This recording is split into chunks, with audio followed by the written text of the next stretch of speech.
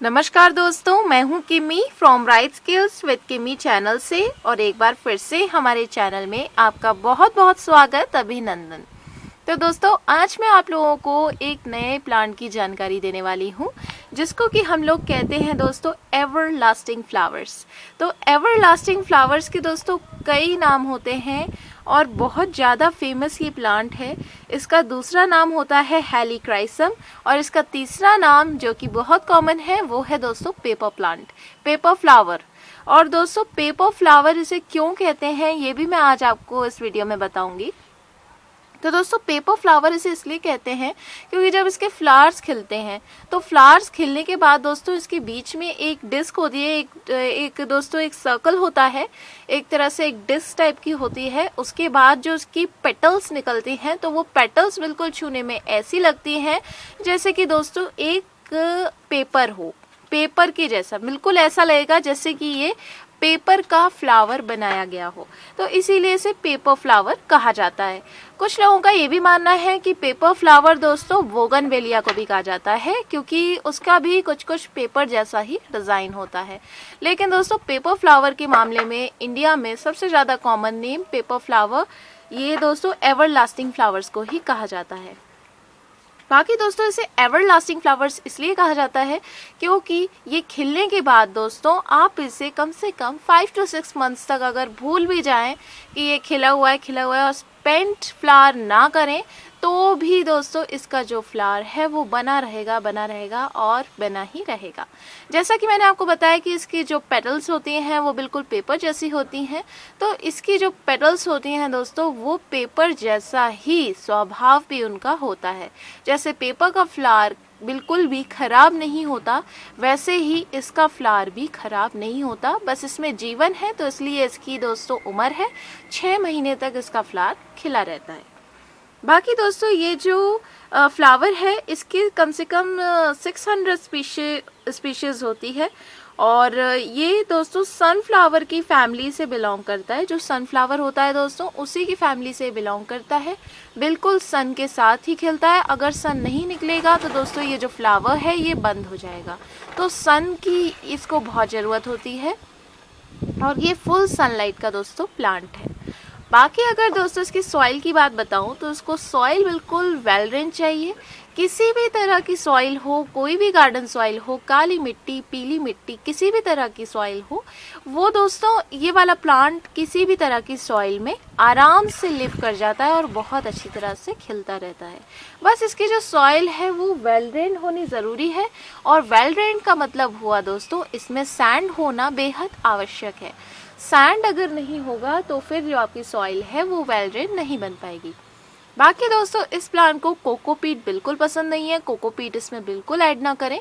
आप लोग एक भाग किसी भी तरह की सॉइल ले लीजिए, पीली मिट्टी, काली मिट्टी, किसी भी तरह की वेल गार्डन सॉइल ले लीजिए। फिर दोस्तों आप लोगों को एक भाग इसमें कंपोस्ट लेना है, वर्मी कंपोस्ट, या फिर दोस्तों आप काऊ डंग की खाद भी ले सकते हैं। वैसे अगर आप वर्मी कंपोस्ट लें तो ज़्यादा अच्छा है।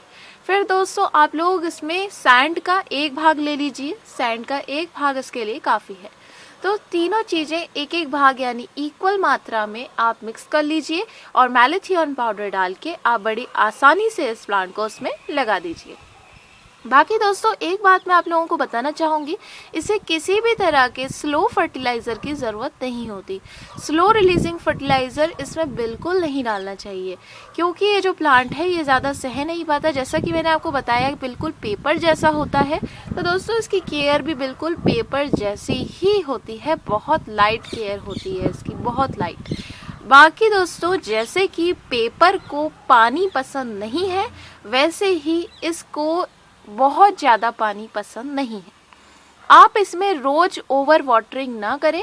जब भी इसकी सॉइल ऊपर की लेयर सूखती दिखाई दे तो फिंगर से अंदर तक चेक कीजिए क्या इसकी सॉइल पूरी तरह से सूख गई है, और अगर सूख गई है तो ही दोस्तों इसमें पानी डालें, वरना सॉइल को बिल्कुल भी सॉगी ना करें। अगर आपकी सॉइल दोस्तों सॉगी हो जाएगी तो ये प्लांट अपनी ग्रोथ नहीं ले पाएगा और इसके फ्लावर्स जो हैं वो बंद ही रहेंगे। तो इसका जो नाम है दोस्तों, वैसे ये हेलिक्राइसम इसका मेन नाम है, हेलिक्राइसम। और ये जो वर्ड है ये बिल्कुल एक ग्रीक वर्ड से निकला है दोस्तों, ग्रीक वर्ड। बहुत ही अच्छा वर्ड है जिसका कि मतलब होता है दोस्तों सोना। एक वर्ड का मतलब होता है सोना, और एक और वर्ड है जिससे कि ये नाम निकला है, दो वर्ड से ये नाम निकला है जिसका कि नाम होता है फुल सन। फुल सन और सोना, तो इन दोनों नामों से इसका ये नाम निकला है हेलिक्राइसम। और मुझे ये प्लांट दोस्तों बहुत ज़्यादा पसंद है, और दोस्तों मुझे ग्रीक भाषा भी बहुत पसंद है, इसलिए मेरा कुछ ज़्यादा ही अच्छा अटैचमेंट इस प्लांट के साथ है। तो दोस्तों ये जो प्लांट है ये बाकी आप लोग इसे बहुत ज़्यादा अच्छी तरह से बुशी कर सकते हैं, बहुत बुशी ये प्लांट हो जाता है अगर आप अपनी क्यारियों में लगाते हैं, क्यारियों का बॉर्डर बनाते हैं। तो दोस्तों क्यारियों का बॉर्डर इससे बहुत ज़्यादा अच्छा बनता है, बहुत ज़्यादा, और इतना प्यारा लगता है। मीन्स बीच में आप लोग गुलाब लगाइए, बॉल्सम लगाइए, तरह तरह के प्लांट लगाइए, और साइडों में इस पेपर प्लांट को लगा दीजिए, बहुत ज़्यादा प्यारा लगता है। और सबसे ज़्यादा बड़ी बात यह है दोस्तों कि ज़्यादा जानवर इस प्लांट को टच नहीं करते, क्योंकि इस प्लांट में ज़्यादा कोई स्मेल नहीं होती, तो इसकी स्मेल जानवरों को ज़्यादा अट्रैक्ट नहीं करती। और ये प्लांट ज़्यादातर जानवर नहीं खाते, ऐसा नहीं है कि नहीं बिल्कुल ही नहीं खाते, खाते हैं, लेकिन जब तक इसकी खुशबू उन्हें ढंग से नहीं आती तब तक इस प्लांट को नहीं खाते। और क्योंकि इसकी जो प्लांट की खुशबू है वो बिल्कुल दोस्तों पेपर जैसी होती है, तो बिल्कुल पेपर जैसा ये प्लांट होता है, तो इसीलिए इसमें खुशबू भी इतनी ज़्यादा नहीं होती। बाकी अगर मैं इसको इसकी लीव्स के दोस्तों टच करके दिखाऊं तो इसकी लीव्स की आवाज़ आप सुनिएगा। देखिए मैं आप लोगों को सुनाने की कोशिश करती हूँ। आ रही है आप लोगों को दोस्तों आवाज़? मुझे नहीं पता वीडियो में आ रही है कि नहीं।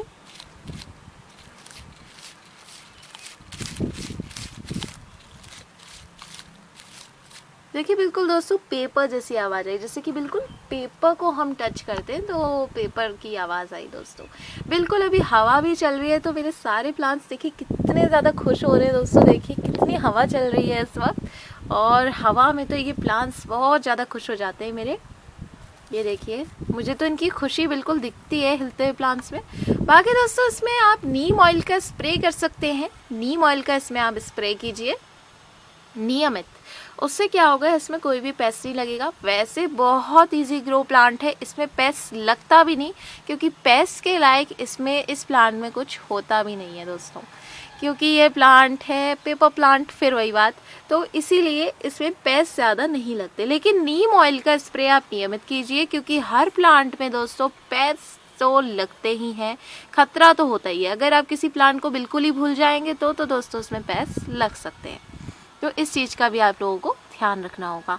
बाकी इसे आप बुशी करने के लिए प्लांट्स को दोस्तों अगर आप उसका फ्लावर तोड़ते हैं तो तोड़ने से बिल्कुल भी डरिए मत, बिल्कुल भी दोस्तों इस चीज़ का लालच मत कीजिए कि हमारा फ्लावर टूट जाएगा तो हम ब्लूम्स नहीं देख पाएंगे। बल्कि दोस्तों अगर आप उसे तोड़ेंगे, ऊपर से ये मैं अगर अभी इन प्लांट्स मेरे अच्छी तरह पहले खिल जाए, वैसे ये जो फ्लावर्स हैं खिल जाए, तो जब बहुत दिन हो जाएंगे इसे खिले खिले तो मैं इसको दोस्तों तोड़ दूंगी और अपने फ्लावर अरेंजमेंट में कहीं पर ड्राइंग रूम में वगैरह में सब में लगा दूंगी। तो इसका मैं फ्लावर अरेंजमेंट में कर दूंगी। फिर जब ये टूटेगा तो दोस्तों इसमें से बहुत सारी स्टेम्स निकलेंगी। अब देखिए ये यहाँ इस साइड से मैंने तोड़ा था, तो ये आप लोग देख रहे होंगे यहाँ पर एक दोस्तों आ रहा है, ये शूट आ रहा है, ये फ्लावर का ही शूट है और हर तरफ से फ्लावर का शूट आ रहा है। वैसे मैं इसको बहुत तोड़ चुकी हूँ। ये देखिए एक फ्लावर का शूट यहाँ आ रहा है, ये आप लोगों को कली दिख रही होगी, तो तोड़ते भी रहिए फ्लावर को। तो इसकी ज़्यादा दोस्तों जानकारी नहीं है, फर्टिलाइज़र इसमें प्रोवाइड करने की ज़रूरत नहीं है इतनी। अगर करते हैं तो थोड़ा थोड़ा इसमें सरसों खली का पानी दे दीजिए अगर आप बाकी प्लांट्स में दे रहे हैं, वैसे इसको बिल्कुल कोई ज़रूरत नहीं होती किसी चीज़ की। तो दोस्तों इसकी नॉलेज आज इतनी थी, इसकी दोस्तों इन्फॉर्मेशन इतनी ही थी, इसको ग्रो करने का तरीका इतना ही था। बाकी अगर आप इसे सीड से प्रोपोगेट करना चाहें तो प्रोपोगेट भी कर सकते हैं, लेकिन मैं एक दोस्तों सजेशन देना चाहूँगी, सीड से प्रोपोगेशन में आपका प्लांट 3.5 महीने बाद फ्लावरिंग करता है, कोई भी फ्लावर हो ज़्यादा से ज़्यादा। जब 3.5 महीने बाद ही फ्लावर को ब्लूमिंग करनी है, इतने में तो दोस्तों आपके सीजनल प्लांट्स का सारा समय निकल जाएगा और जितना सर्दियों में आपके फ्लावर्स खिलने चाहिए थे वो खिलेंगे नहीं, आप बस पौध ही देखते रह जाएंगे और आपका कोई भी फ्लावर नहीं खिलेगा। तो दोस्तों इसीलिए मैं कहती हूँ किसी भी प्लांट की सीडलिंग करना अच्छा है अगर आप एक्सपीरियंस लेना चाहते हैं, लेकिन नर्सरी से बाय करना उससे भी ज़्यादा अच्छा है, क्योंकि ये वाले जो प्लांट्स हैं दोस्तों, ये दोस्तों यहाँ पर हिली एरियाज़ पर उगा लिए जाते हैं, जल्दी जल्दी उग जाते हैं, तो हमें जल्दी जल्दी फ्लावरिंग देखने को भी मिल जाती है। बाकी कुछ लोग ये सोचते हैं कि दोस्तों सीडलिंग में खर्चा कम होता है, लेकिन दोस्तों ये बिल्कुल रॉन्ग है। सीडलिंग में खर्चा इससे भी ज़्यादा होता है, मैं ये बताना चाहूँगी, और मेहनत डबल ट्रिपल लगती है।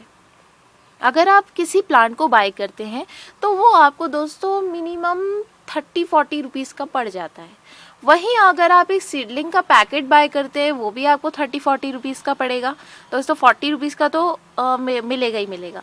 फिर जब आप उसे 40 रुपीज़ का ख़रीदेंगे तो दोस्तों वो सीड्स कैसे हैं, उगेंगे कि नहीं उगेंगे, आप सही टाइम लगा रहे हैं कि नहीं लगा रहे हैं, उसका भी दोस्तों पता नहीं, कुछ भी नहीं पता। तो उसमें भी दोस्तों उगना नहीं उगना डिपेंड करता है आप कौन सी टाइम लगा रहे हैं और वो सीड्स की क्वालिटी क्या है।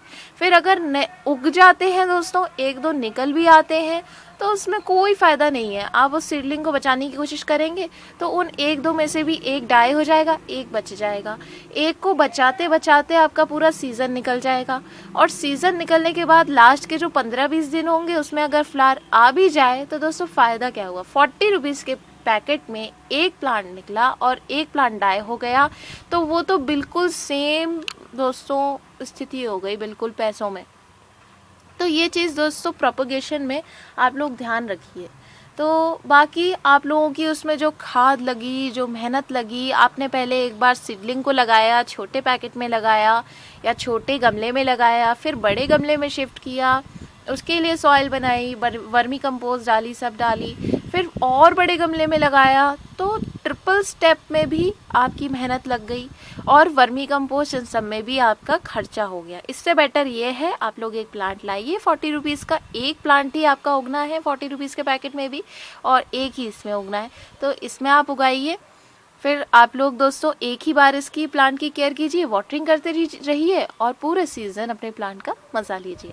तो इस तरह से आप लोग दोस्तों प्लांट को बाय ही कीजिए, सीडलिंग के चक्करों में ना पड़े, मेरे हिसाब से तो अच्छा है।